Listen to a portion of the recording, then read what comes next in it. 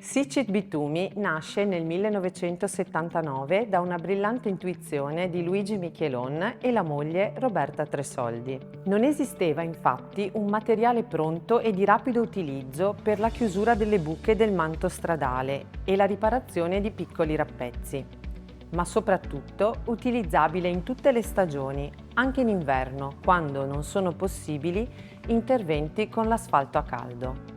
Viene così registrato il marchio Black Cold, che è il primo conglomerato bituminoso a freddo in sacchi in Italia.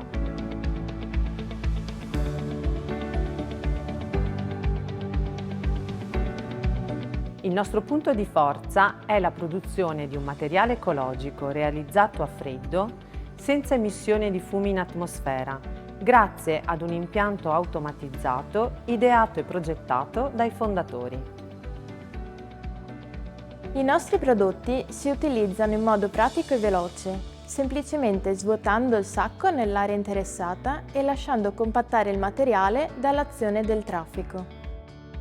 Nel 2016 nasce Black Hole Fiber, con fibre lunghe strutturali, ancora più performante, che ha meritato il brevetto di invenzione, particolarmente adatto al traffico pesante.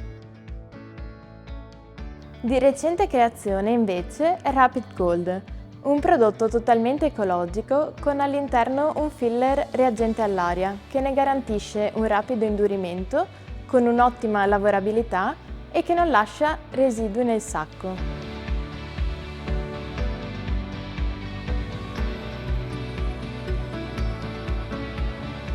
Scegliere Sicit Bitumi significa scegliere un prodotto ecologico per riparazioni stradali resistenti, garantite da una storia scritta in 45 anni di esperienza.